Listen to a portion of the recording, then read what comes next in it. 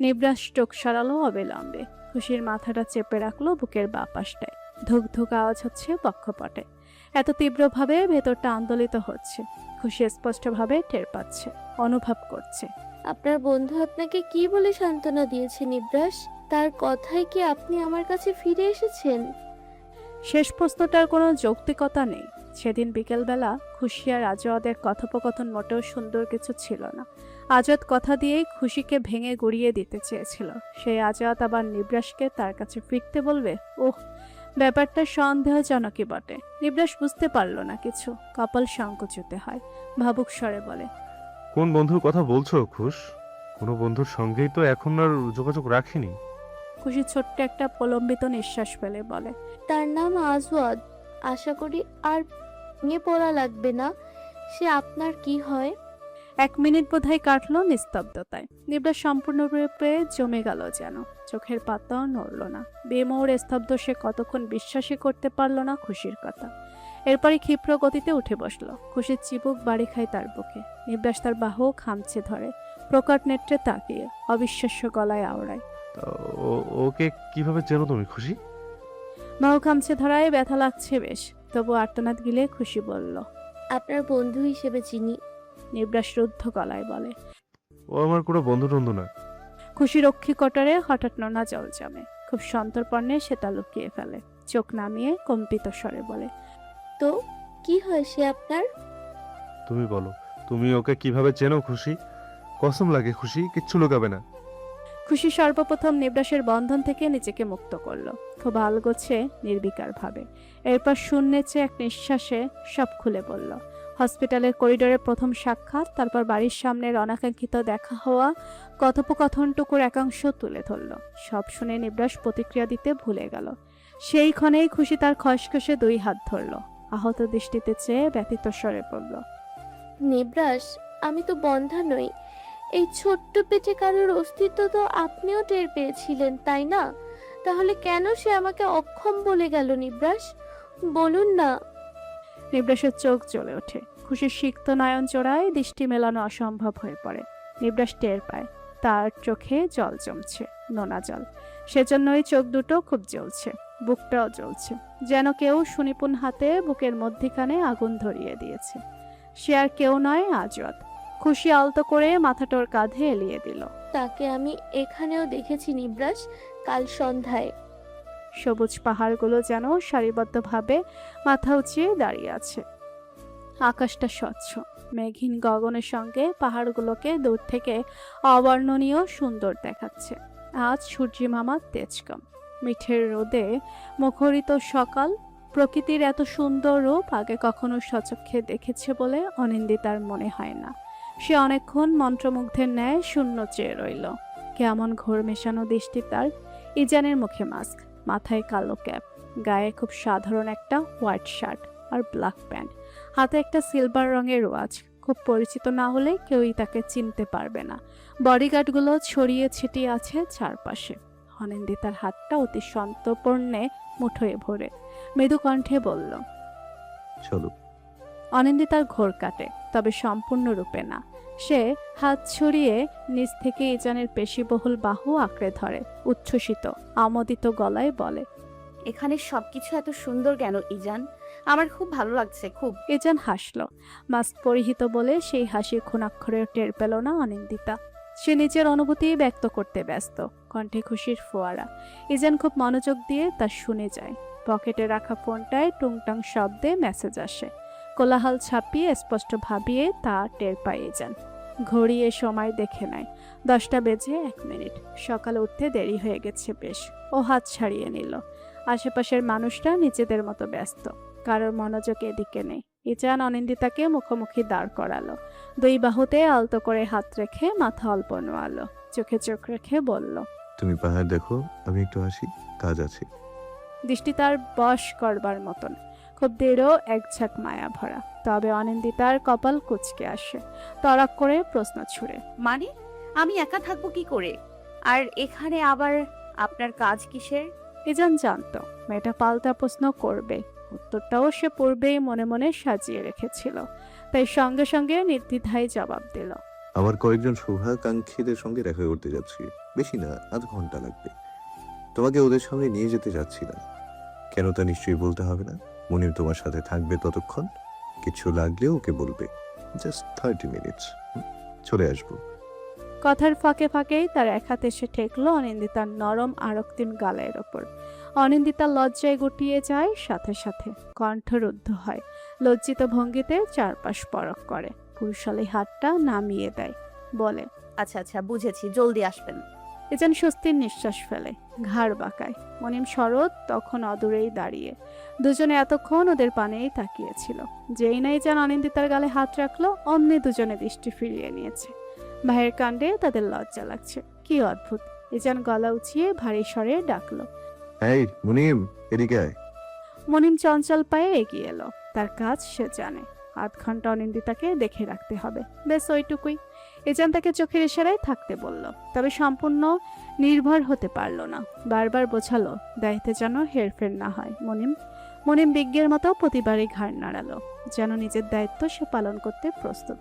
শরৎ তার পেছনে এসে দাঁড়িয়েছে তখন। ইজান আসছে বলে তাকে নিয়ে ভিড়ের ভেতর ঢুকে গেল। ভিড় ছাপিয়ে তাদের আর দেখা গেল না বেশিক্ষণ। খুব সুন্দর কাঠের বেঞ্চ পাতানো, একটার মধ্যেখানে বেশ দূরত্ব। মানুষজন সবাই পাহাড় চড়তে ব্যস্ত। একা পাহাড় চড়ার অনুমতি, সাহস কোনোটাই অনিন্দিতার কাছে আপাতত নেই। ইজান আসুক, এরপর না হয় ওঠা যাবে। মনিম পাশে দাঁড়িয়েই রয়েছে নিজের মতো। অনিন্দিতার অস্বস্তি যাতে না লাগে তাই সে ফোন ঘাটার নাটক করছে। অনিন্দিতা চারপাশে পরখ করে বলল, ভাইয়া কোথাও বসি? মনিম সাথে সাথে ফোন পকেটে পড়ল, ব্যস্ত কণ্ঠে বলল, ওই ব্রেঞ্চটা খালি আছে ভাবি, ওখানে চলুন। সে নিচে বসলো না, একাধারে দাঁড়িয়ে রইল।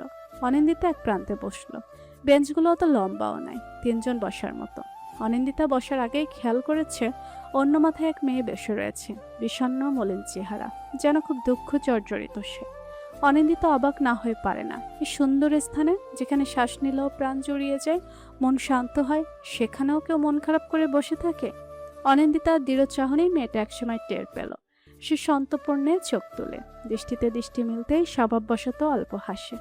লম্বাটে মুখের মিষ্টি এক হাসি। অনিন্দিতা নিজেও হাসে। কি ভেবে জিজ্ঞেস করে, মন খারাপ?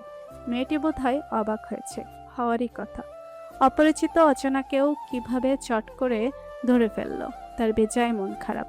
মিথ্যে বলতে মন সায় দিচ্ছে না, তাই সে ঠোঁট নাড়িয়ে মৃদু সরল গলায় জবাব দিল, একটু। এত সুন্দর জায়গায় কারোর মন খারাপও হতে পারে? আশ্চর্য স্বর। অনিন্দিতার কথায় মেয়েটা হেসে ফেলল। কি সুন্দর অমায়িক বিশুদ্ধ সেই হাসি। বলল, সাময়িক মন খারাপ ঠিক হয়ে যাবে। তুমি বুঝি খুব খুশি? অনিন্দিতা মাথা নাড়ায়, স্মিত হেসে বলে, অবশ্যই, প্রথমবার পাহাড়ে এসেছি তো তাই। আমিও। একা এসেছো? জি না, হাজবেন্ডের সঙ্গে। উনি একটু দরকারে এক জায়গায় গেছেন। মেয়েটা চুপ রইল কিয়ৎক্ষণ। অনিন্দিতার চেহারায় নিগুড় দৃষ্টি বোলালো। সময় নিয়ে। বয়সে তার চেয়ে বড় জোর 2-3 বছরের ছোট হবে, দেখে তাই মনে হচ্ছে। গলার স্বরটাও চিকন, সেজন্যই তুমি করে বলা। ও জিজ্ঞেস করলো, নাম কি তোমার? অনিন্দিতা খেয়াল করলো মেয়েটার কণ্ঠ কেমন ম্লান প্রাণহীন। ছটফট গলায় জবাব দিল। অনিন্দিতা। 1 সেকেন্ডের জন্য থামলো সে, এরপরেই গড় গড় করে বলল, মুড অফ করে বসে থেকে লাভ নেই, সব সময় হাসি খুশি থাকার বেটার। সে ফিক করে হেসে ফেলল। একটু কাছে এসে বসে বলল, তুমি খুব সুন্দর করে কথা বলো অনিন্দিতা। অনিন্দিতা ঠোঁট হেলিয়ে লাজুক হাসে। প্রশংসা শুনলে সে লজ্জা পায়। ও প্রত্যুত্তরে বলল, ধন্যবাদ। আপনার নাম কি? খুশি। অনিন্দিতা না বুঝতে পারার মতন সুর টানল। জি। খুশি আমার নাম। অনিন্দিতা বিব্রত হলো অল্প, পরপরই হেসে বলল, সুন্দর নাম। অজয়ের হাতে একটা ধারালো নাইফ। উপরের প্রান্তটা এতই তীক্ষ্ণ যে সামান্য বল প্রয়োগ করলেই কাজ শেষ। কেমন চিকচিকও করছে উপরিভাগ, যদিও এটার প্রয়োজন পড়বে না, এক ধাক্কা দিলেই তো সব হয়ে যাবে। তবুও কি ভেবেছে সে এটা সাথে নিয়ে এসেছে। সে দাঁড়িয়ে আছে একটু দূরে, পিচঢালা রাস্তার কাছে।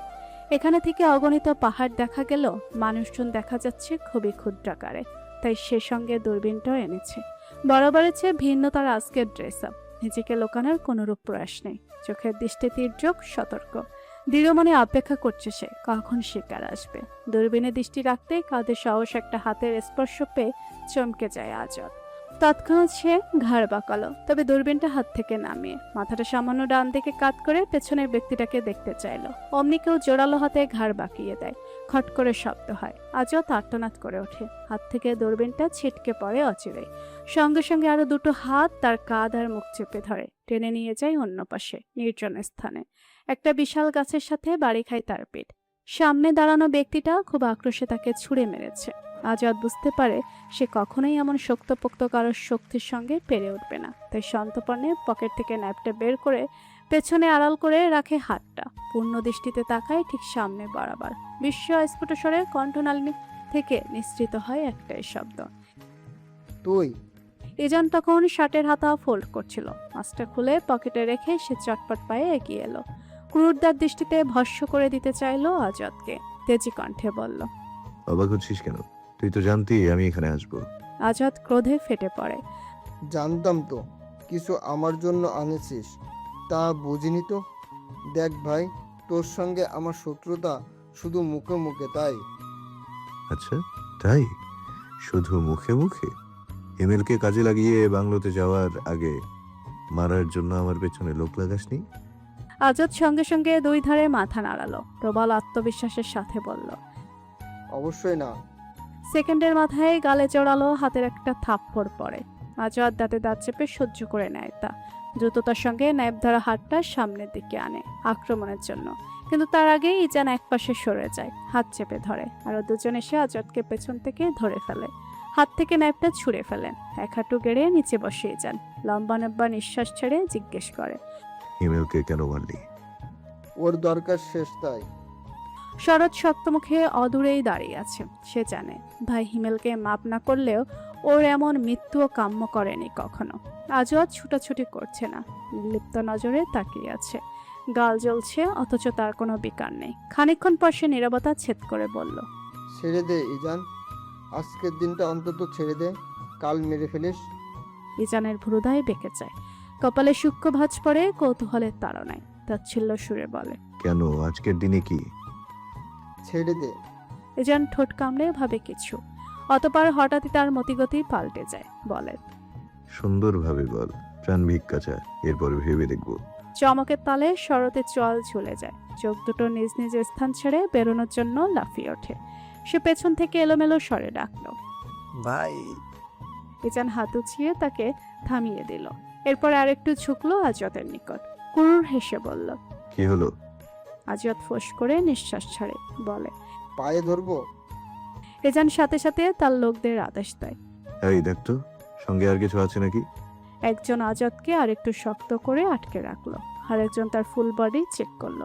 ইজান তখন চোখ ফিরিয়ে প্রলম্বিত শ্বাস ফেলে। তন্মধ্যে একজন বলে, ইজান চোখের ইশারায় তাকে আজাদের এক হাত ছাড়তে বলল। আজাদ হাতের কবজি ঘুরায়। দাগ বসে গেছে। সে তখনও নির্বিকার। বুকে অদম্য সাহস, পাহাড় সম আত্মবিশ্বাস। হাতটা ধীরে ধীরে এগিয়ে এলো ইজানের পায়ের নিকট। কালো সুমরানো পা ছোঁয়ার আগেই ইজান উঠে দাঁড়িয়ে এক কদম পিছিয়ে গেল। বলল, এভাবে না, সুন্দর মতো যান ভিক্ষা চা, নাহলে মজা পাচ্ছি না। হিমেল যেভাবে তরপাচ্ছিল অমন ভাবে তোকে তরপাতে না দেখলে আমি শান্তি পাবো না। শেষ বেলায় তার চোখে জ্বলন্ত অগ্নিশিখার অস্তিত্ব দেখা গেল যেন। কতটা রাগ ভেতরে পুষে রাখা তা বুঝি আজত একটু হলেও টের পেল। তাই ধীমে আসা আনত গলায় হাল ছেড়ে বলল, আজকের দিনটা ভিক্ষা চাই, দয়া করে। বাক্য শেষ হওয়ার পূর্বেই ইজানের ইশারায় লোক দুটো তাকে তুলে ধাক্কা দেয়। ধাক্কা দিতে সে অল্প ঢালু স্থান থেকে গড়িয়ে গড়িয়ে পড়ে রোডের ওপর।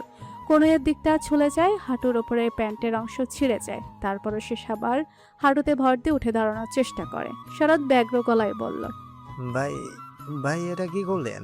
ওকে চালেন কেন? ইজান তখন চুল খামছে ধরে এদিক দিক তাকিয়ে নিজেকে শান্ত করতে চাইল।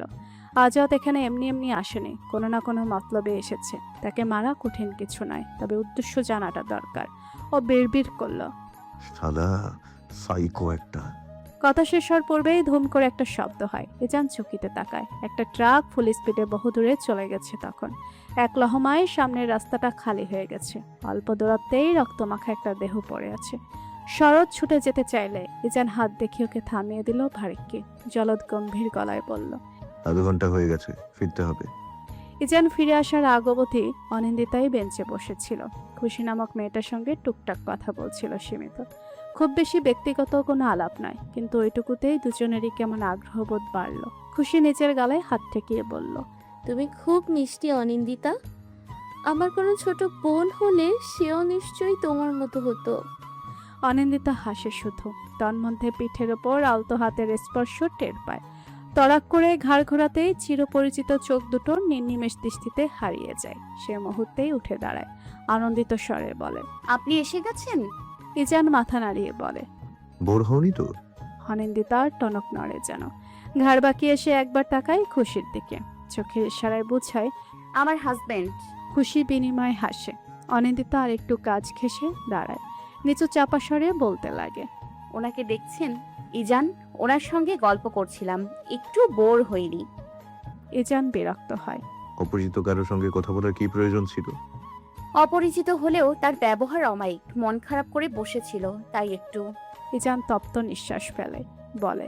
সে কোনো ছেলে নয় বলে বেঁচে গেলে অপরিচিত কারোর সঙ্গে কথা বলার দরকার নেই অনি। অনিন্দিতা তেমন ভাবাবেগ দেখালো না, ঘাড় বাঁকিয়ে পুনরায় তাকালো খুশির দিকে। খেয়াল করলো খুশির পাশে একজন এসে দাঁড়িয়েছে, লম্বাটে গড়নের এক পুরুষ। খুশিকে হাত ধরে দাঁড় করাচ্ছে। নিবরাসের দৃষ্টি গেল সামনের দিকে।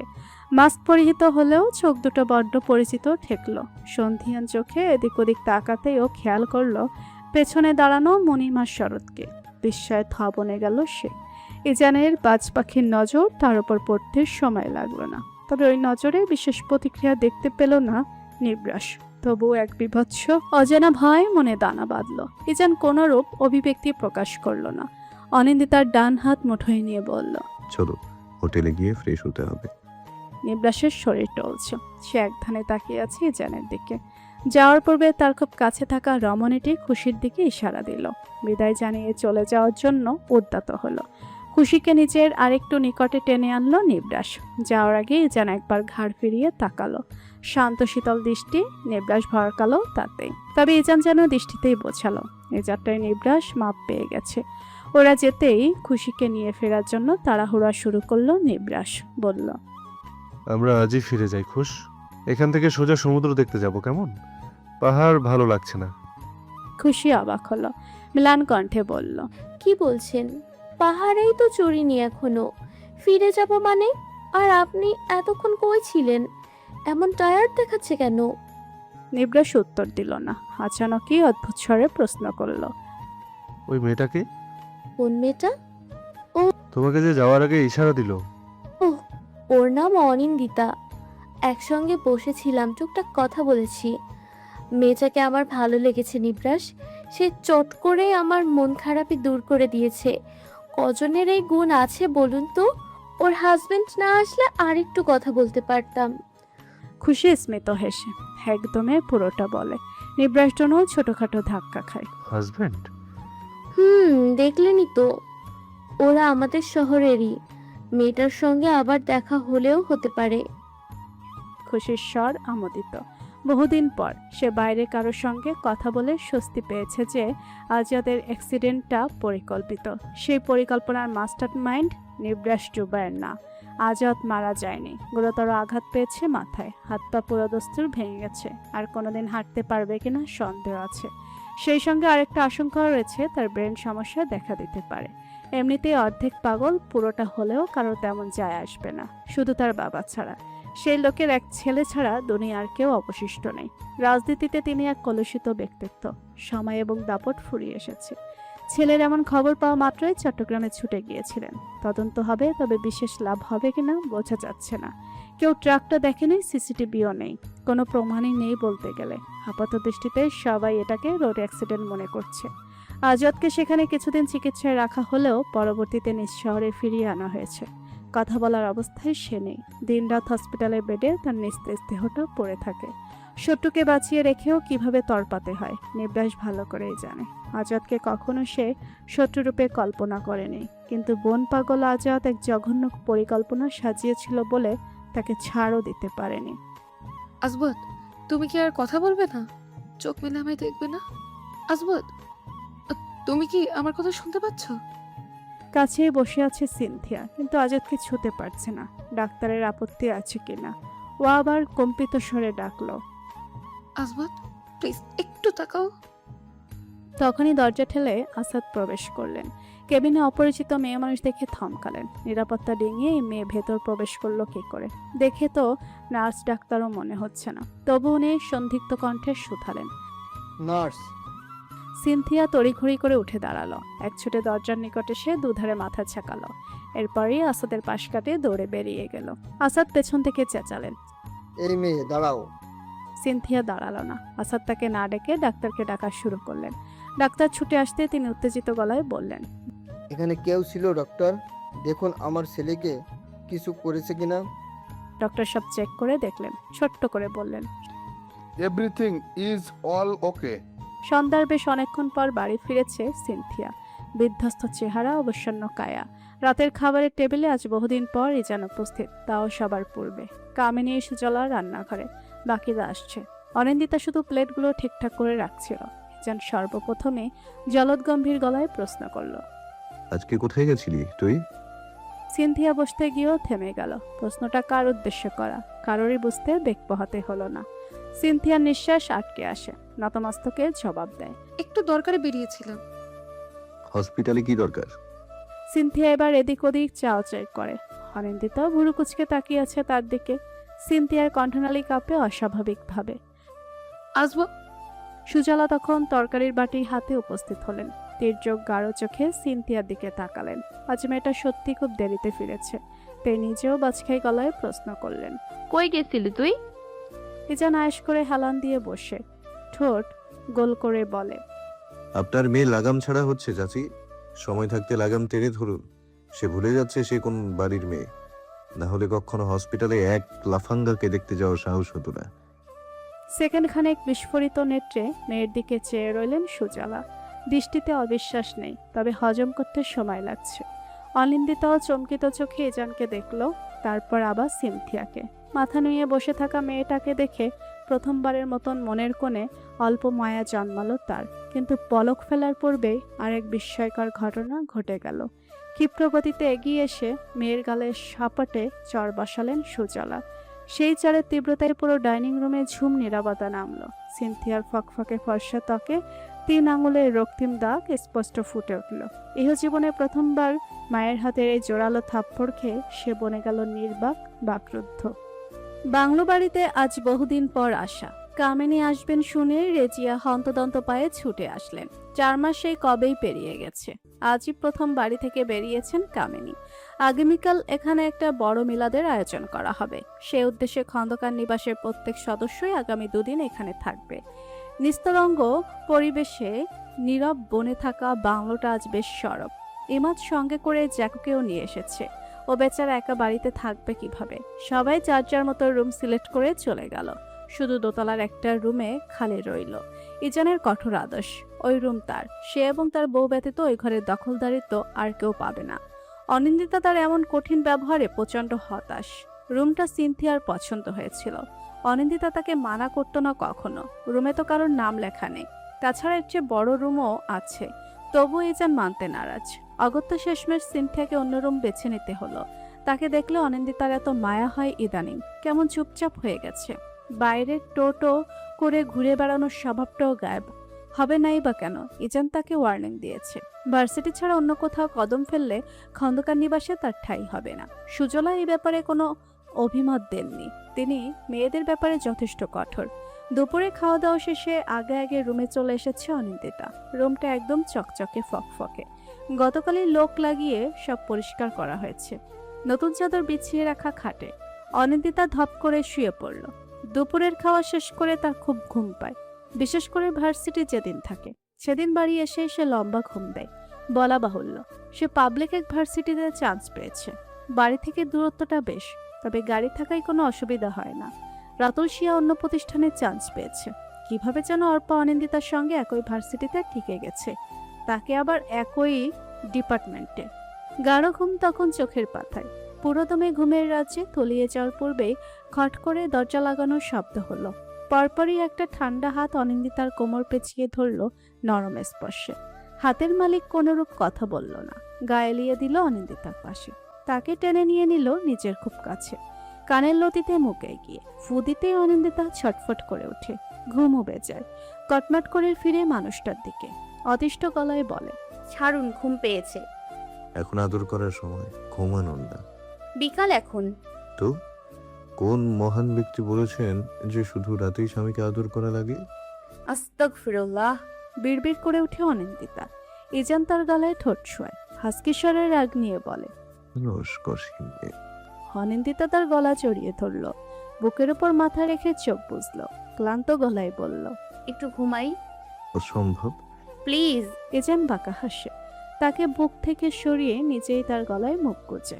একটা মেদুর ঘ্রাণ মেয়েটার শরীরে ঘুরে বেড়ায়। ইজান সেই ঘ্রাণে বরাবরের মতো বেসামাল হয়, বলে। ঘুমানোর জন্য রাত পড়ে আছে। অনিন্দিতা হতাশ নিঃশ্বাস ছাড়ে, ঠোঁট উল্টে বলে। আমার সত্যি ঘুম পাচ্ছে। ইজান কিছুক্ষণ চুপ থাকে, এরপর গলার নিচে ছোট এক চুমো বসিয়ে বলে। আচ্ছা ঘুমাও, রাতে কিন্তু জাগতে হবে। অনিন্দিতা চোখ মুখ কুচকে চেঁচায়। ইজান, দয়া করে একটু লাগাম টানুর মুখে। ইয়ামিন দুদিনের কাপড় ব্যতীত আরো দুটো জিনিস সঙ্গে এনেছে। জিনিসগুলো হচ্ছে একটা ডায়েরি আর একটা কলম। বাড়িতে সে খুব আরাম করে চুপিসারে রাতের বেলা ডায়েরির পাতায় কিছু লিখতে পারত, এরপর আগার পুড়িয়ে ফেলতে পারত। কিন্তু এখানে তা সম্ভব কিনা বোঝা যাচ্ছে না। কেননা ইমাদ তার সঙ্গে থাকবে এখানে। সে আলাদা রুমে যায়নি। ইয়ামিন বেশি জোরাজুরি করেনি, পাছে যদি আবার সন্দেহ টন্দেহ করে। ইমাদ জ্যাকোকে নিয়ে বাংলোর সামনে খেলছে ভেবে ডায়েরি নিয়ে বসলো ইয়ামিন। দরজাটাও আলগোছে ভিড়িয়ে রেখে এলো। শক্ত মালাটের ডায়েরিটা, ভেতর কেবল একটা পাতা বাকি। নতুন ডায়েরি কেনা প্রয়োজন, না হলে ইয়ামিন নিজের অনুভূতি ব্যক্ত করবে কিসে? এই ডায়েরিটাকে সে ডায়েরি ভাবে না, এটা যেন আস্ত এক মানুষ। তার কাছে আমি আবেগ দেখাতে পারে, চটকটে আবার সে আবেগ দুনিয়া থেকে মুছেও ফেলতে পারে। ও অবিলম্বে কলম হাতে তুলে নেয়। ভালোবাসা পেলেই কি শুধু ভালোবাসা উপলব্ধি করা যায়? নীরবে নিভৃতে না পাওয়ার দহনে দগ্ধ হলে হাহাকার ভর্তি এক একটা রাতেই তো ভালোবাসা উপলব্ধি করা যায়। আরেকটা সম্বোধনহীন ছন্নছাড়া চিঠি কিংবা অন্য কিছু প্রেরক থাকলেও প্রাপক নেই। আচ্ছা, তাকে আবার সেই নামে সম্বোধন করে চিঠি লিখলে কি পাপ হবে? কতটুকু পাপ হবে? সীমাহীন নিশ্চয়। খসখসে শব্দ থেমে যায়। সাদা পাতার অর্ধেকটা ভরে গেছে কালো কালির গোটা গোটা এক একটি অক্ষরে। শব্দে বাক্যের শেষ প্রশ্নের জবাবটা বিড়বিড় করে নিজেই নিজেকে দিয়ে দিল ইয়ামিন। কেন তাকে নিয়ে লিখবো আমি? সে তো অন্য কারো, আমার না। হাই খোদা, তাকে নিয়ে লেখার অধিকারটুকু অন্তত কেন পেলাম না আমি? ভিড়িয়ে রাখা দরজাটা নিঃশব্দে খুলে যায়। ইয়ামিন যতক্ষণে খেয়াল করলো ততক্ষণে অনেক দেরি। ইমাদ শব্দহীন পায়ে কাছে এসে দাঁড়িয়েছে, তবে চিঠিতে ভুলেও চোখ নেয়নি। শুধু ইয়ামিনের কাঁধে আলতো করে হাত রাখলো, ডাকলো। ইয়ামিন।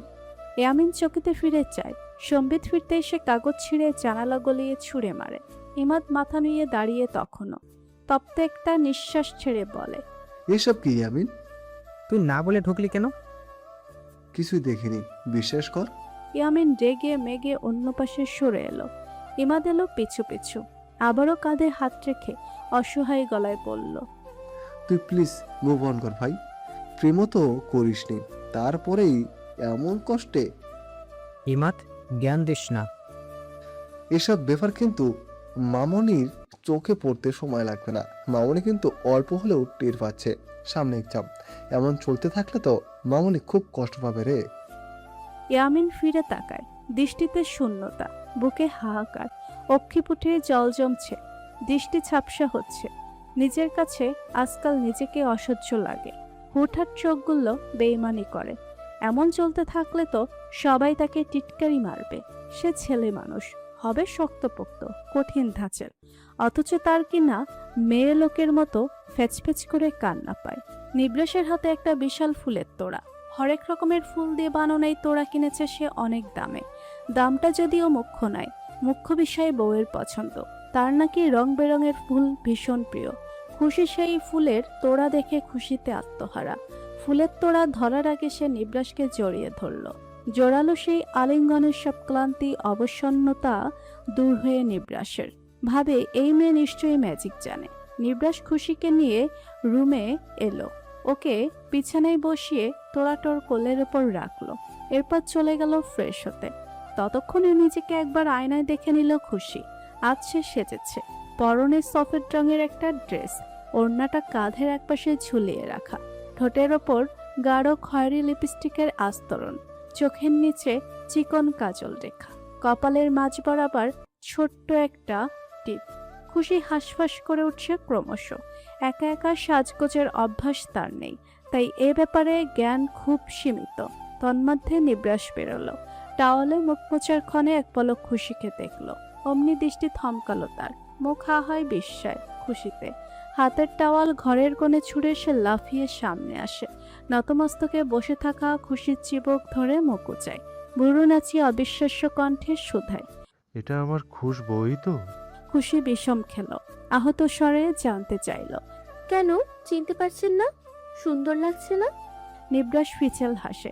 সঙ্গে সঙ্গে ললাটে গভীর স্পর্শ টের পায় খুশি। আবেশে নেত্রযুগল বন্ধ হয়ে আসে। নিবরাস ঝুঁকে কপালে কপাল ঠেকায়। খুশি প্রশ্নের উত্তর দেয় না, হঠাৎই অন্য প্রসঙ্গ ধরে। খুশ, ভিসার জন্য অ্যাপ্লাই করেছি। বাংলোর সামনের খালি জায়গাটায় এক ঝাঁক কাজের লোক দাঁড়িয়ে। ঠিক সামনে ইজান চেয়ার পাতিয়ে রাজকীয় ভঙ্গিতে বসে আছে। পায়ের ওপর পা তোলা, এক হাতে একটা মোটা খাতা। বাজার সদাই আনা হয়ে গেছে। সকাল হলেই একপাশে রান্নার কার্যক্রম শুরু করা হবে। তার আগে যেটুকু কাজ রয়েছে তা আজ রাতের মধ্যে সারতে হবে। সবাইকে সবার কাজ বুঝিয়ে দিয়ে ইজান উঠে দাঁড়ালো। উদ্দেশ্য মায়ের সঙ্গে একবার দেখা করা। কামিনী নিচেই ছিলেন, রেজিয়ার সঙ্গে কথা বলছিলেন। ইজান যেতে রেজিয়া এক ফাঁকে উঠে রান্নাঘরে চলে গেলেন।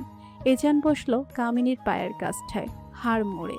কোলের নিকট মাথা রাখতে চুলে হাত বোলাতে শুরু করলেন কামিনী। বললেন, এত প্রেশার নিস না, সব ঠিকঠাক ভাবেই হবে। ইজান চুপ রইল। কামিনী ফের জিজ্ঞেস করলেন, অনিন্দিতা কোথায়? বাইরে তো নেই, তুমি দেখোনি ওকে? তাহলে রুমেই আছে। অনেকক্ষণ আগে আমার কাছে এসেছিল। ওর নাকি খুব গরম লাগছে, গোসল করবে।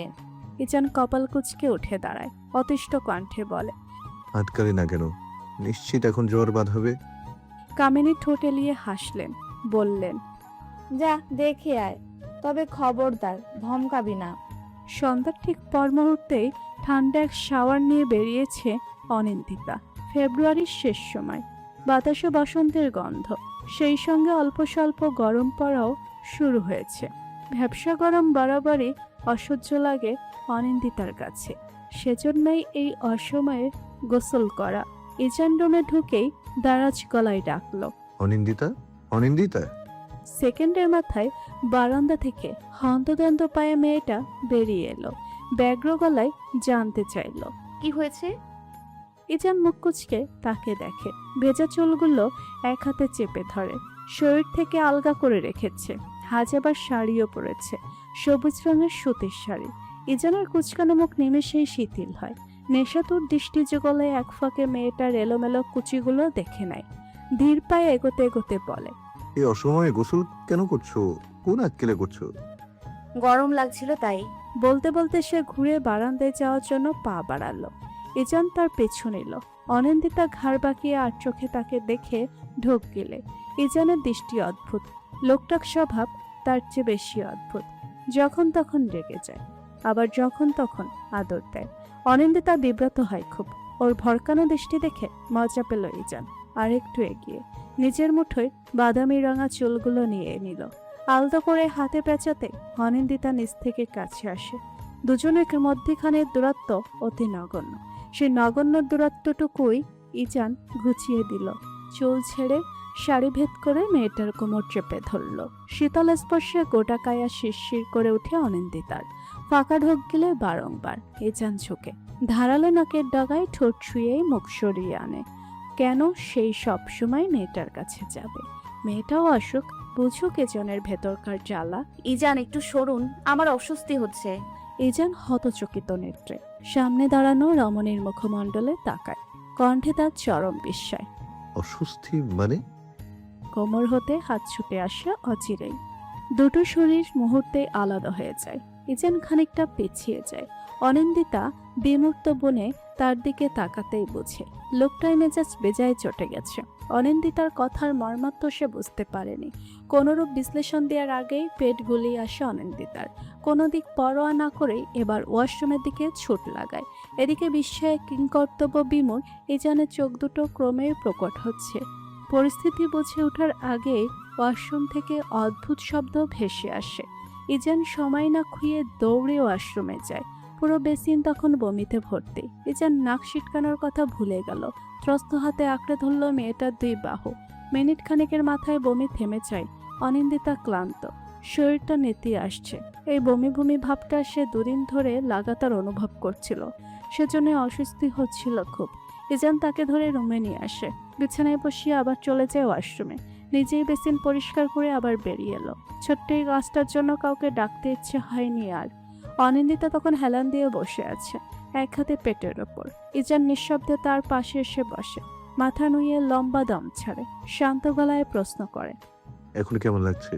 অনিন্দিতা সে কথা জবাব দিল না, ব্যাকুল গলায় বলতে লাগলো, সরি ইজান, আমি ওভাবে বলতে চাইনি।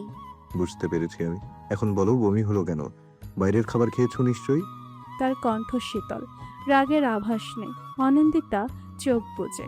ইজান ফের আদেশের সুরে বলে, এখন থেকে রোজ গ্যাস্ট্রিকের ওষুধ খাবে। অনিন্দিতা আচমকাই সোজা হয়ে বসে, শাড়ির আঁচল তুলে ব্যতিব্যস্ত হয়ে গলার ঘাম মোছে। অস্থির চিত্ত তার, শব্দগুলো গলায় দলা পাকিয়ে যাচ্ছে বারবার। ইজান চোখ তুলে, মেয়েটাকে এই মুহূর্তেও কেমন লাস্যময় লাগছে। তার উপর দৃষ্টিও আবছা। ইজান তার মুখোমুখি বসে, হাত দুটোর মুঠোয় পুড়ে বলে, আমি তো ভয় পেয়ে গেছিলাম অনি। ভয়? কিসের ভয়? কিছু না, আমি একটা সিদ্ধান্ত নিয়েছি। কি? আমি এখন আর হুটহাট তোমাকে আদর করব না। তোমার এখন পড়াশোনায় ফোকাস করার সময়। গম্ভীর কণ্ঠে কথাটা বলে ইজান। কথা শেষে সে অনিন্দিতার দিকে তাকায়। হাপুস নয়নে সে এদিকেই চেয়ে, অক্ষি কঠোর টলমলে। ইজান হকচকিয়ে ওঠে। কি হলো আবার? অনিন্দিতা ফুফিয়ে ওঠে সঙ্গে সঙ্গে। যা ঘটার তা তো ঘটেই গেছে, এখন এই কথা বলছেন কোন মুখে? কামিনী 10 মিনিট যাবৎ গভীর দৃষ্টিতে বিছানার একধারে বসা অনিন্দিতাকে পরখ করে যাচ্ছেন। মেয়েটা অপরাধী মুখে বসে আছে, যেন কোনো ঘোর অপরাধ করে হাতে নাতে ধরা খেয়েছে। কামিনী একটা দীর্ঘশ্বাস ফেললেন। প্রিয় বান্ধবীর মেয়েটাকে তিনি মেয়ে বানাবেন বলে ছেলের সঙ্গে বিয়ে দিলেন, কিন্তু বিয়ের এত মাস পেরিয়ে গেল, সেই মেয়েকে না তাকে জন্মের মতো ভয় পায়। কামিনী বুঝে উঠতে পারেন না ভয় পাওয়ার মতো তিনি করেছেনটা কি। চুপ কেন? চকিতে চোখ তুলে তাকায় অনিন্দিতা। কামিনীর নির্বিকার মুখমণ্ডল, শীতল চোখের চাউনি পরখ করে পূর্বের মতন পুনরায় মাথা ঝুঁকিয়ে ফেলল। কামিনী বড্ড হতাশ হলেন।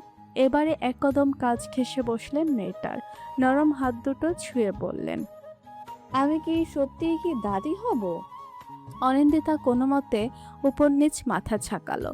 এই মুহূর্তটা আনন্দ ঘন নাকি বিব্রতকর সে বুঝে উঠতে পারছে না। তাদের চাপা রাগ রন্ধ্রে রন্ধ্রে চড়ে বেড়ায়। বেশরম ইজান তাকে সোজা টেনে এনেছে কামিনীর কাছে। কামিনী আর চোখে একবার দরজার দিকে তাকালেন, কাউকে দেখা যাচ্ছে না, কিন্তু দেয়ালের আড়ালে একজন পিঠ ঠেকিয়ে কাচুমুচি মুখে দাঁড়ানো। তার অবস্থাটা কামিনী আন্দাজ করতে পারলেন। সে কিসের আশঙ্কা করছে তাও বুঝতে পারলেন। বুঝতে পেরেই অনিন্দিতার উদ্দেশ্য বললেন, বাইরে চোরের মতন দাঁড়িয়ে থাকা এমপি সাহেবকে বলিস কাল মিষ্টি আনাতে। রুমে যা। অনিন্দিতা ত্রস্ত পায়ে উঠে দাঁড়ালো। তড়িঘড়ি পায়ে বেরোতে ইজানকে দেখতে পেল। সে কোনো কথা বলল না। অনিন্দিতার হাত ধরে ব্যস্ত পায়ে রুমে নিয়ে এলো। বিছানায় বসে নিজে 2 হাঁটু গেড়ে বসলো মাটিতে। মামুনি কিছু বলেছে? তার কণ্ঠে স্পষ্ট উৎকণ্ঠা। অনিন্দিতা ঠোঁট কামড়ে 2 ধারে মাথা নাড়ে, তারপর আবার চাপা স্বরে বলে, শুধু বলেছেন মিষ্টি আনতে। ইজান এবার নির্লিপ্ত ভঙ্গিতে উঠে দাঁড়ায়। একপাশে রাখা কিটটা হাতে তুলে লাল দাগ দুটোতে ষষ্ঠবারের মতো নজর বোলায়। পরপরই তাকায় অনিন্দিতার মুখপানে। অস্পষ্ট চোখের ভাষা তার, ভেতরটা পড়তে পারছে না অনিন্দিতা। কিট কবে কিনেছো? অনিন্দিতা ঠোঁট কামড়ে ধরে, পরশু। সাহস খুব বেড়েছে না? তোমার যদি আগে থেকেই ডাউট হচ্ছিল তাহলে আমাকে জানালে না কেন? আপনি ব্যস্ত ছিলেন। ইজান রাগ দেখাতে গিয়েও পারল না। কিটটা একপাশে রেখে সহসা মেয়েটার পেটের উপর চোখ রাখলো। পলক ঝাপটালো বার কয়েক, ঢোক গিলে বলল, দেখি পেটটা দেখি। অনিন্দিতা বিষম খেল, কেসে উঠে বলল, কি কি কি? ইজান কপাল কুঁচকে এক পলক তার চোখের দিকে তাকালো। পেট দেখবো। অনিন্দিতার সঙ্গে সঙ্গে নিচের হাত পেটের উপর চেপে ধরে। ইজান বিরক্ত হয়। কঠোর চোখের ইশারায় শাসি আবার দৃষ্টি রাখে পেটের উপর। এক লহমায় মেয়েটার হাত হটিয়ে পেটের ওপর থেকে শাড়ি সরায়, মুখ এগোয়, বিড়বিড় করে। সত্যি এই ছোট্ট পেটে কেউ আছে? অনিন্দিতা খেকিয়ে ওঠে। কেন বিশ্বাস হচ্ছে না নাকি? ইজানের কান ধরে যায়, তবে কিছু বলে না। মুখ এগিয়ে মেধিন পেটে ছোট্ট চুমু খায়। অনিন্দিতার সর্বাঙ্গ প্রকম্পিত, শিরশিরে উঠে চিত্ত। এই লোক আর তার স্পর্শ এত স্নিগ্ধ কেন? মানুষটার পর একে একে হাতের পিঠে ললাটের ঠোঁট ছিঁড়ে দেয়। আচমকাই ব্যগ্র গলায় বলে, ডক্টরের কাছে যাবে কাল?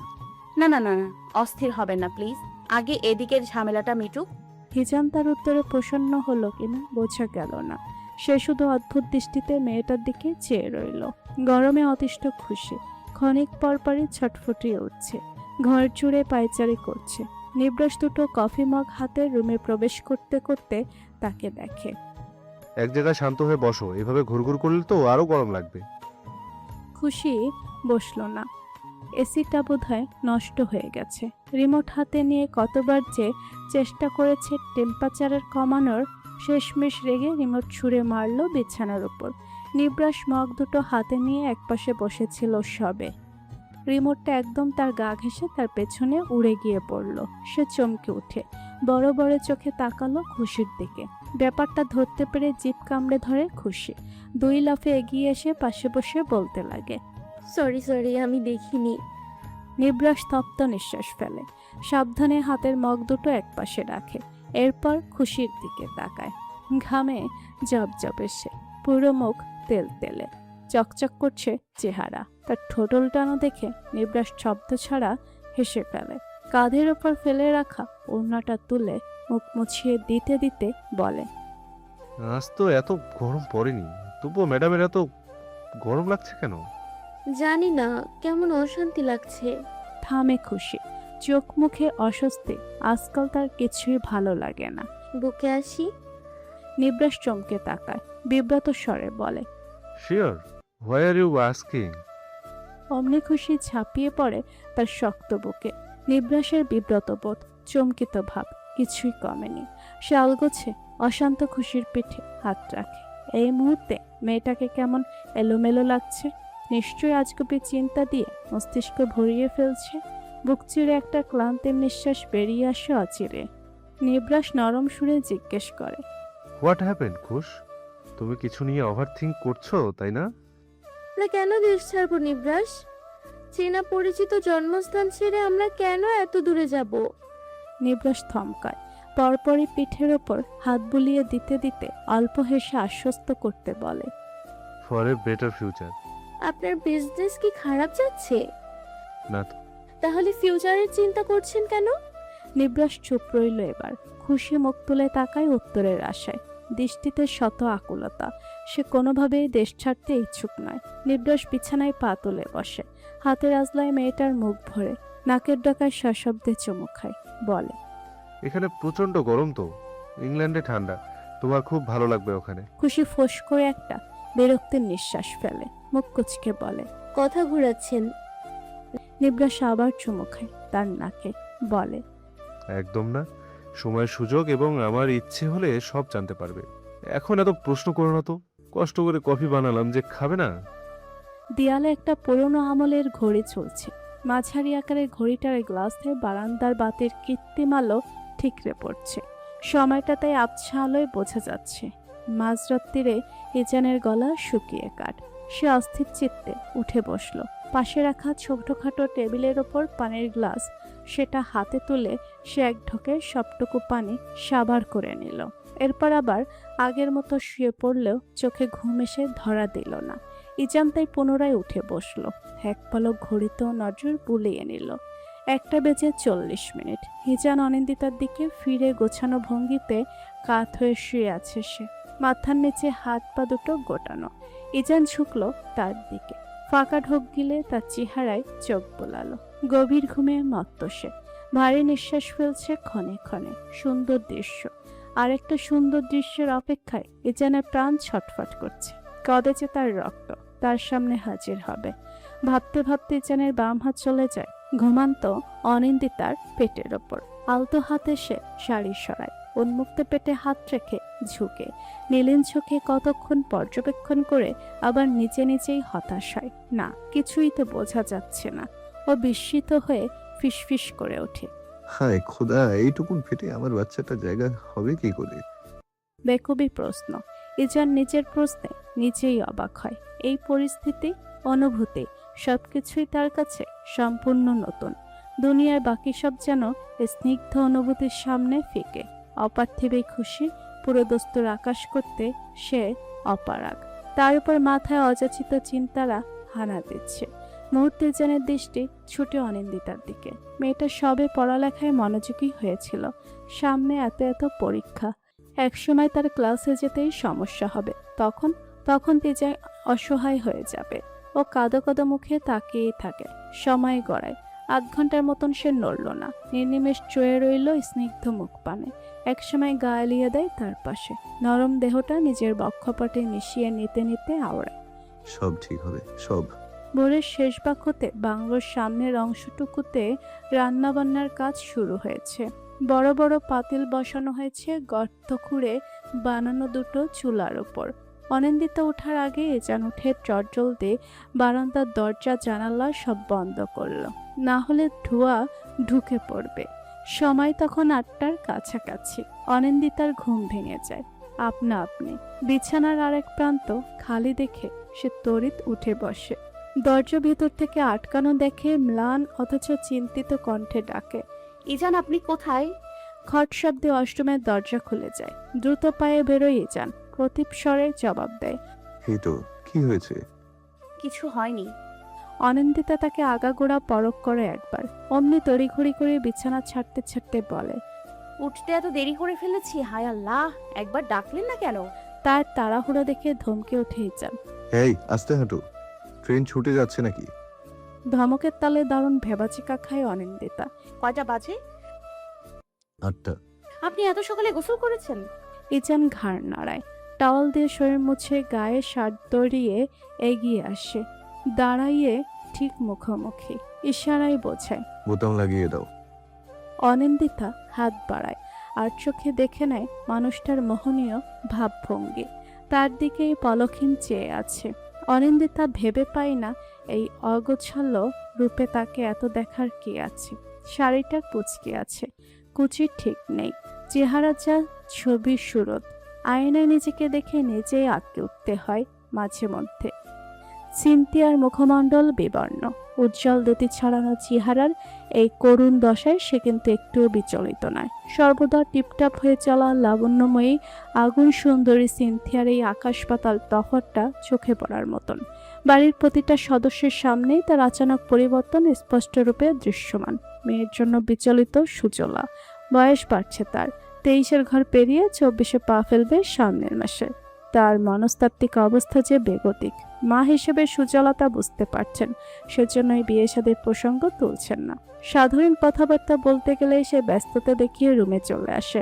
ঘরে দৌড় দিয়ে বসে থাকে ঘন্টার পর ঘন্টা। বিরস মুখে সিঁড়ি ভেঙে নিচে নামছিল সিনথিয়া। বাইরে থেকে তীব্র হইচইয়ের আওয়াজ ভেসে আসছে। বেশি শোনা যাচ্ছে জ্যাকোর হাঁক ডাকার ইমাদের চিল্লাপাল্লা। সিনথিয়া একবার উকি মেরে দেখল জ্যাকো ছুটছে, পিছু পিছু দৌড়াচ্ছে আমিন। ইমাদ ঘাসের উপর বসে চেঁচাচ্ছে। জ্যাকোর গলায় বেল্ট বাঁধা, কিন্তু তার নিয়ন্ত্রণ কারোর হাতে নেই। খুশিতে এক প্রান্ত থেকে অন্য প্রান্ত লাগামহীন ছুটছে সে। দেখতে নাদুস নাদুস, কুকুরটাও কত সুখী। সিনথিয়া তপ্ত নিঃশ্বাস ফেলে বসার ঘরে আসে। সিঙ্গেল সোফায় ইজান বসা, হাতে ফোন। অন্য আরেকটা সোফায় বসা সুভা, সেও সবেই উঠেছে। সিনথিয়া ভাবলেশীন ভঙ্গিমায় তার পাশে গিয়ে বসে, যেন জলজান্ত মানুষ দুটোকে সে দেখতেই পায়নি। সুজলা রান্নাঘর থেকে বেরিয়ে এসে সোজা দাঁড়ালেন সিনথিয়ার সামনে। সুভা সহ তাকে উদ্দেশ্য করে বললেন, নাস্তা খাবি? আয় দুজন। সুজলা পা ঘোরানোর আগে ইজান গলা ছেড়ে ডাকে। চাচি, কথা ছিল। তার কণ্ঠ নির্লিপ্ত, অথচ কিছু একটার আভাস পেলেন সুজলা, তাই ঘুরে দাঁড়ালেন চটপট। কি? বসুন। কি বলার বলো দ্রুত। সিনথিয়ার ব্যাপারে কথা বলবো। সুজলা এক ফাঁকে মেয়ের অভিব্যক্তি দেখে নিলেন। তার মতোই মেয়ের অবস্থা ভাবুক। সুজলা কোনো মতে একটা সোফায় বসলেন। ইজান আবারও একবার অকারণে কাশি দিয়ে গলা ছাড়ে। শান্ত দৃষ্টি ঘুরিয়ে দেখে নেয় সিনথিয়ার মলিন মুখ। পরপরই চোখ সরিয়ে বিলম্বহীন ভারিক্কি কণ্ঠে বলে, আমি সিনথিয়ার বিয়ে নিয়ে ভাবছি। হাতে একজন সুপাত্র আছে। এই ব্যাপারে আপনার অভিমত কি? বিশাল বসার ঘরটায় যেন ছোটখাটো একটা বজ্রপাত সংগঠিত হলো। ইজানের কণ্ঠনালী হতে নিঃসৃত কথাগুলো শুনে প্রায় সঙ্গে সঙ্গে লাফিয়ে দাঁড়িয়ে পড়ল সিনথিয়া। উৎকট স্বরে চেঁচালো, অসম্ভব, আমি কোনো বিয়ে টিয়ে করবো না। সুজলা পাশ থেকে ধমকে উঠলেন, চুপ, শান্ত হয়ে বসো, না হলে রুমে যাও। পুরো কথা শোনার আগে রিয়াক্ট করো কেন? ঠোঁটে তীর্যক হাসির রেখা মিশে যায় ইজানের। মা মেয়ের দ্বন্দ্ব। সুজলা মেয়েদের বেলায় কোথাও একটা আটকা পড়ে যান, না হলে ইজানকে বেশ বেগ পোহাতে হতো তাকে সামাল দিতে। এই মহিলা বড্ড অদ্ভুত। সিনথিয়া গমগমে স্বরে বলে, মা প্লিজ, এসব ব্যাপারে আর কোনো কথা হবে না, না হলে কিন্তু খুব খারাপ হবে। এক মুহূর্ত দেরি না করে সে দৌড়ে সিঁড়ির দিকে পা বাড়ালো। পলকের মাথায় দোতলায় উঠে গেল। সুজলা থমথমে মুখে তার গমন পথে চেয়ে রইলেন। ইজানের দিকে ফিরে তাকিয়ে বলেন, কে সেই পাত্র? ইজান চোখে হাসে, বলে, আসলেই দেখে নেবেন না হয়। সুজলা মুখ কুচকে উঠে দাঁড়ালেন। তন্মধ্যে অনিন্দিতা হাজির হয়। সুজলা তাকে এড়িয়ে চলে গেলেন রান্নাঘরে। সুভা পুরোটা সময় মুড় বনে বসে রয়। অনিন্দিতা আসতেই নখ খুঁড়তে খুঁড়তে বলল, তোমাদের তো এখনো রিসেপশন, হানিমুন কিছুই হলো না। আপুর বিয়ে দেওয়ার আগে। অনিন্দিতা কেসে উঠে চোখ রাঙায়। সুভা ঠোঁট কামড়ে উঠে পড়ে। মেকি হেসে বাইরের দিকে পা বাড়ায়। সে যেতেই অনিন্দিতা প্রশ্ন করে, আর বিয়ে সিনথিয়ার। কি কবে? কি জানি। অনিন্দিতা সোফায় বসে হঠাৎই গম্ভীর গলায় জানতে চায়, আর সুভা যা বললো তা কবে? কি হানিমুন? তা তো শেষই, ফলাফল অন দা ওয়ে। ইজান নিজের মতোই হেসে ওঠে। অনিন্দিতা তিতি বিরক্ত, রেগে মেগে বলে, ইজান, আমি রিসেপশনের কথা বলছি। তুমি চাও রিসেপশন হোক? মামনি চায়। ঠিক আছে, হবে, খুব শীঘ্রই হবে। মাথা তুলে উঠে পড়ে ইজান। বাংলোর গেটটা খোলা। আমিনুল সেখানে নেই, খুব সম্ভবত অন্য কাজে ব্যস্ত। তার বদলে চারদিকে গার্ডরা পাহারা দিচ্ছে। বাংলোর চারপাশে খালি জায়গা, ঘাস কাটানো হয়নি বহুদিন যাবৎ। সিনথিয়া ঘাসের মধ্যে পা ডুবিয়ে হাঁটছে। হাঁটতে হাঁটতে সে গেটের ধারে এলো। সকালের নাস্তাটাও সে করেনি রাগে। পেটটা খিদের চোটে ক্ষণিক পরপর গর্জন করে উঠছে। সিনথিয়া আনমনে এদিক ওদিক চাইল। দূর হতে জ্যাকোকে দেখা গেল। সে ক্ষিপ্র গতিতে ছুটে এসে ব্রেক কষল ঠিক সিনথিয়ার সামনে। সিনথিয়া অকস্মাৎ চমকে দুকদম পেছাতেই আত্মা শুকিয়ে আসে। নরম কিছুতে পাড়া পড়েছে। সেকেন্ডের মাথায় লাফিয়ে ওঠার সঙ্গে সঙ্গে চেঁচিয়ে ওঠে। ঘটনার আকস্মিকতায় জ্যাকো অবাক হয় দারুণ। নিজেও বিকট শব্দে ঘেউ ঘেউ করে ওঠে। সবাই তখন বাংলোর ভেতরে, বাইরে কেবল বাবুর্চি আর কাজের লোকজন। সিনথিয়া সরে গিয়ে পেছন ফিরে যায়। ফনা তুলে বসে থাকা কালো রঙের একটা ছোট্ট সাপের বাচ্চা দেখে ওর মাথাটা ভন ভন করা। আল্লাহ বলে এক ছুট লাগায় গেটের দিকে। জ্যাকো ছুটে তার পিছু পিছু। তাদের দুজনের চেঁচানো সর্বপ্রথম কানে গেল ইমাদের। সে ব্যগ্র পায়ে বেরোতেই দেখলো দুজনে যান প্রাণ লাগিয়ে দিখারা হয়ে ছুটছে। ও ভেদা চাকা খেয়ে নিজেও ছুট লাগালো। তবে ওদের নিকট যাওয়ার পূর্বে ওর পায়ের গতি কমে আসে চকিতে। দিব্যর আঙুলের ফাঁকে চাবি, সেটা ঘুরিয়ে ঘুরিয়ে সে ভেতরে ঢুকছিল। পেছনে গার্ড দুটোর হাতে ভারী মিষ্টির প্যাকেটগুলো। ইজান আর মানুষ পায়নি, তাকে দিয়ে মিষ্টি আনালো। দিব্য হেলে দুলে হাঁটার ক্ষণেই টের পায় ডান দিক থেকে কেউ চিতার বেগে ছুটে আসছে। ঘাড় বাঁকানোর পূর্বেই তার শরীরের সঙ্গে জোরালাগ ধাক্কা খায় সে। তবুও সে স্থির হলো না। দিব্যর হাত খামছে ধরে উচ্চস্বরে চেঁচালো, সাপ সাপ! ভেবাচাকা খেয়ে তাকায় দিব্য। হাত খামছে ধরে আছে মেয়েটা। পলকের মাথায় সে ঝরঝর করে কেঁদে ফেলে। দিব্যর ধ্যান ছুটে তার পুনরায় চিৎকারে, সাপ! কি? সাপ? কোথায়? দিব্য নিজেও লাফিয়ে ওঠে, সরতে চায়, কিন্তু সিনথিয়া তখনও তার বাম হাত খামছে ধরা।